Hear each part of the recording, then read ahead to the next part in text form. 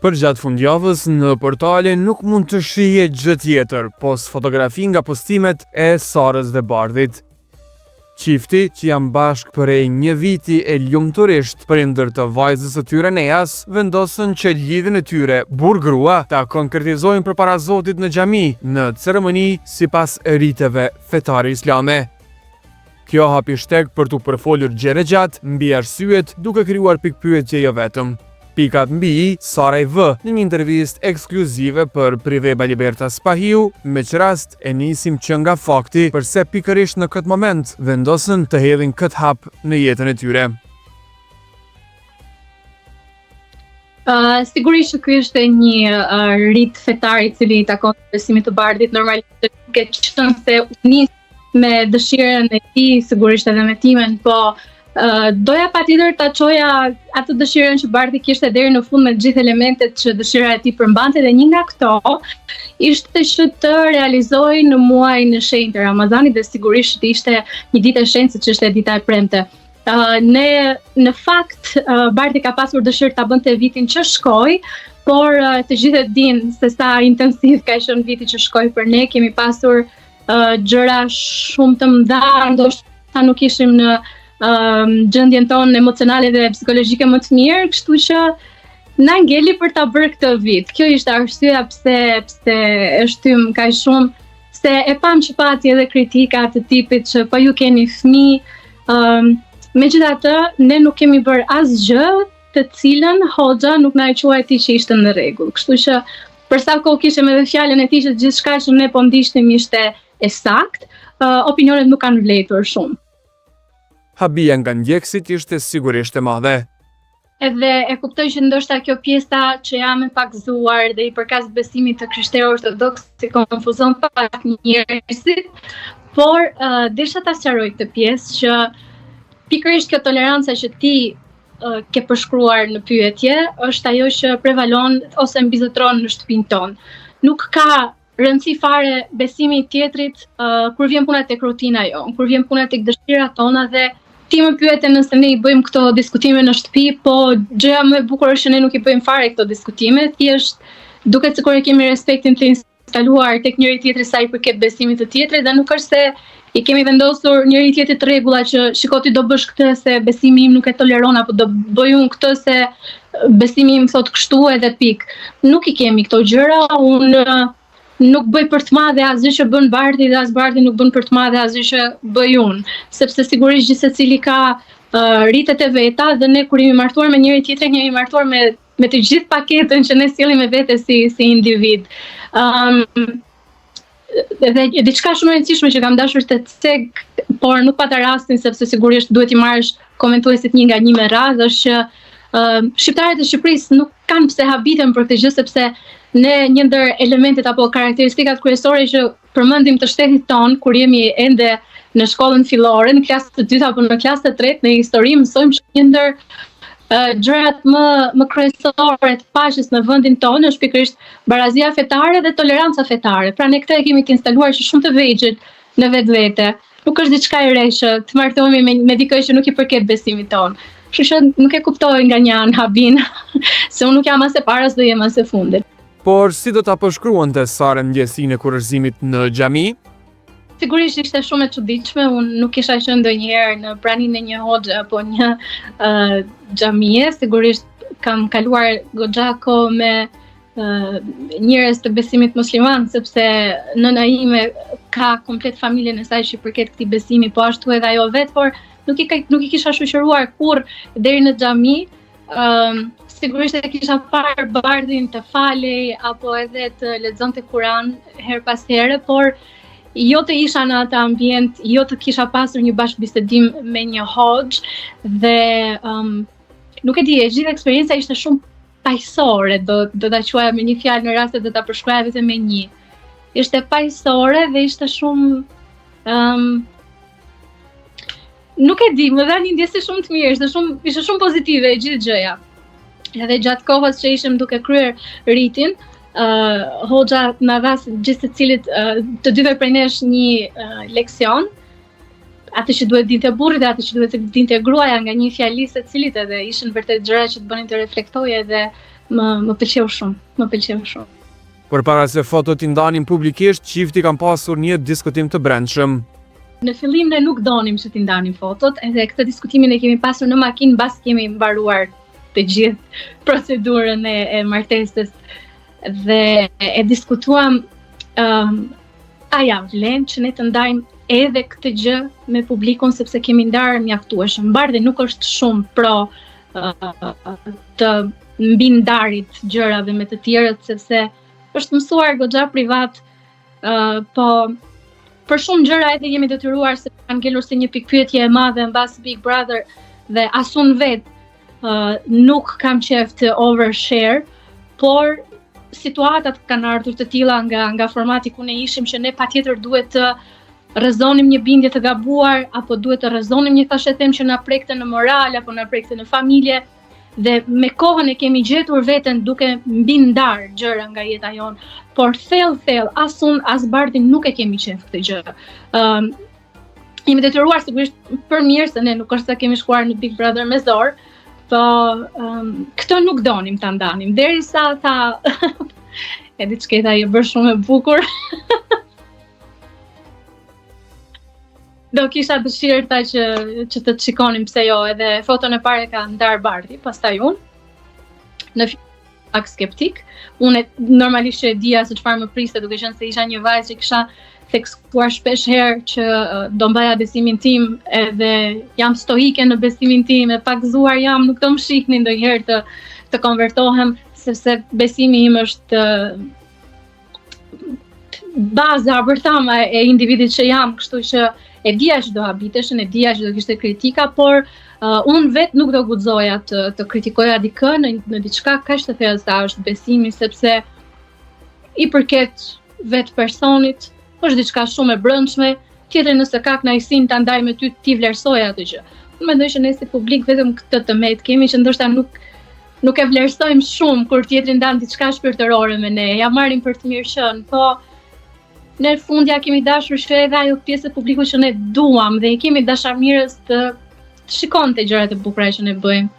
Po nuk është se nuk i kemi pritur komentet, jemi mësuar tani, nuk e morëm kështu big deal. E kaluam me sportivitet, ka pasur komente që edhe kemi qeshur. Jemi mësuar tani, këtë do thoja për komentet. Ushtrisë rrjeteve sociale nuk i shpëton asnjë detaj.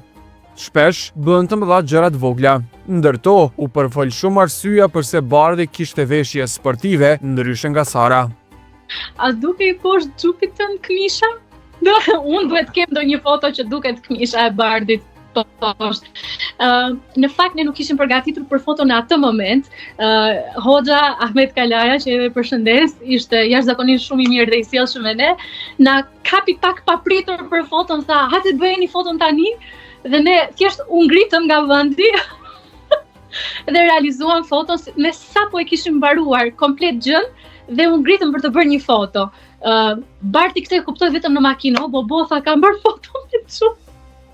Kam bërë foton me xhupin, lutem, ta kam hekurosur atë këmish edhe të mendoni ne vajzat e dim që kur ka raste të tilla e mendojmë çfarë do veshi burri, shkojmë te dollapi, ja gjejmë, shohim ashtë e lar, i heshim ndonjë gjë të vogël, ja hekurosim, ja veshim, e komplimentojmë. Dhe si përfundim ai as nuk e tregoi dot që ishte veshur nga emocionet. Po ishte një detaj kaq i vogël, sa që nuk e di, ne ishim shumë të gëzuar për atë që sapo ndodhi, as e vum re fare, mbasi mbaruam. Po nuk e di pse është ajo që unë thash, nuk vlerësojnë atë gjën e madhe që ti ke ndarë një super gëzim me ta, e kanë mendjen tek këmisha. Sigurisht që gjëja më e bukur edhe vizualisht ishte që edhe Bardhi mori vesh Bardh ç'na ke bërë me atë këmishë. Një dasëm klasike tradicionale mbetet apo është përjashtuar nga planet? Sigurisht e kemi plan. Unë jam vajzë e vetme, normalisht që familjarët e mi duan që të më shohin të dalë nuse me vellon e Bardhit nga shtëpia. E kemi edhe këtë në plan. Pavarësisht se Zoti na i solli gjërat ndryshe dhe erdhi Nea përpara, por ne jemi shumë të lumtur, sido që na kanë shkuar gjërat, sepse gjithçka përfundoi u lidh dhe përfundoi për ardhin e saj, na u duk sikur ishte destinuar gjithçka që shkoj ashtu vetëm për ardhin e Neas. Po unë do jem shumë e lumtur që do jem një mami që do e kem bebin në dasmën time. Se kur nuk e di, por e sigur që e kemi në plan. Mbase brenda 2025-s, pasi në 2024-ën kaluan plot momente të vështira. Nuk e di, nuk di të them, nuk dua të them diçka dhe pastaj ta prish të bëj këta njerëzit dashamirës që na njohin të presin dhe mos ta marrin këtë kënaqësi, këtë element kaq të bukur nga ne këtë vit. Nuk e di, ne jemi njerëz shumë spontan që shkojmë shumë me ndjesitë e shpirtit, kështu që në rast se na bëhet mbar për të martuar këtë vit, pse jo? Po nuk dua të garantoj diçka dhe pastaj të dalë se ajo vajza që të dalë emisioneve dhe gënjej për tasën. Para se të dalim tek të tjera tema, le ta sqarojmë edhe një herë mirë. Është konvertuar Sara apo jo?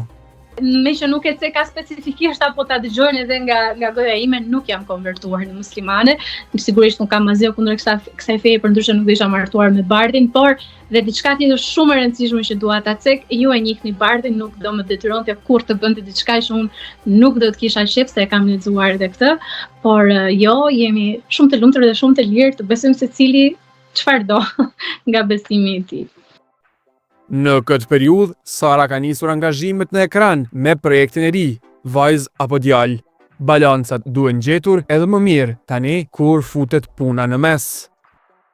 Kjo ishte një pyetje shumë e bukur. Faleminderit. Edhe faleminderit që po më jep hapësirë të flas për projektin tim mbi të gjitha. Projekti quhet Vajz apo Djalë, për ata që e dinë nis së shpejti në Top Channel.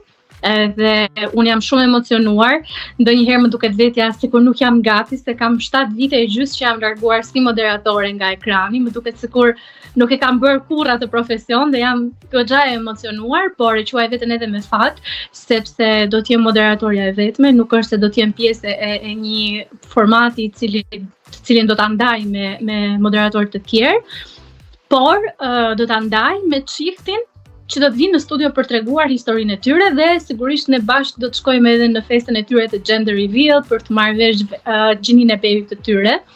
Po do të flasim edhe në studio pak me çiftin për historinë e dashurisë, emocionet kur morën vesh që vajza apo gruaja ka ngelur shtatzën, e elemente të tillë kështu me radhë. Unë shpesh e gjej veten time me shumë dhimbje kur jem në darkë, sepse lodhem goxha. Unë gati 80% të kohës kujdesem vetë edhe për Nean, nuk kam ndihmë, kam vetëm kur vjera apo mami im zgjedhin të vinë në Shqipëri gjatë kohës që kanë pushim nga punët përkatëse që të më ndihmojnë, kështu që kujdesem edhe për Nean përveç se për gjërat e tjera.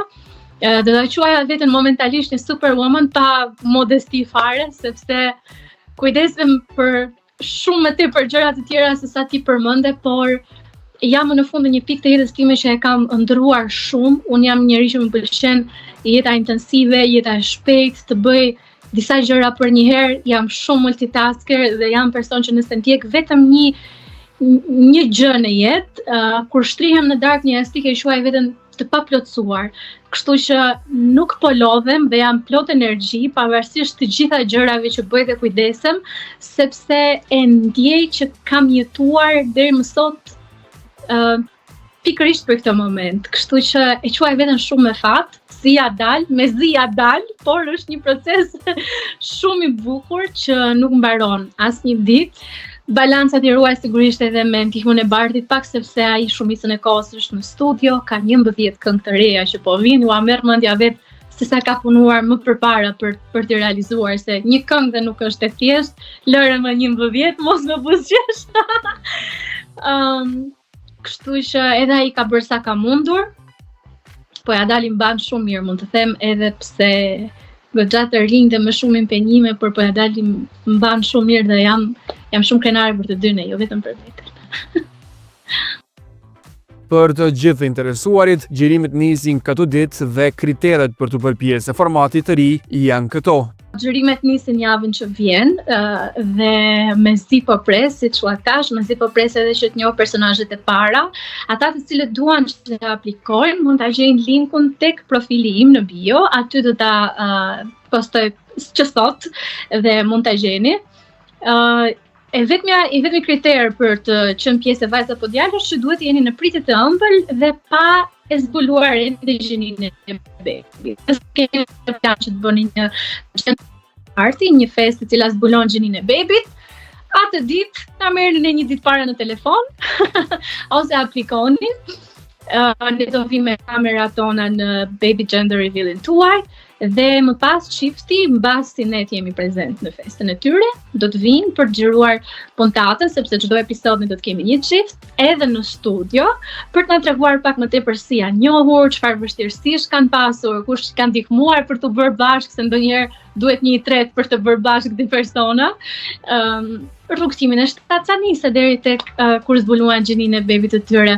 Do jetë një rrugtim shumë interesant, siç e cekët edhe ju, është një format i cili nuk ka qenë më parë në televizionet shqiptare, madje me sa kam vënë re as në Kosovë apo Maqedoni.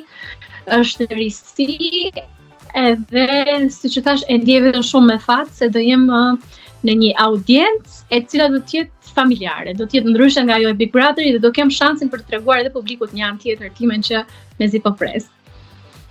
Sukses e Sarës!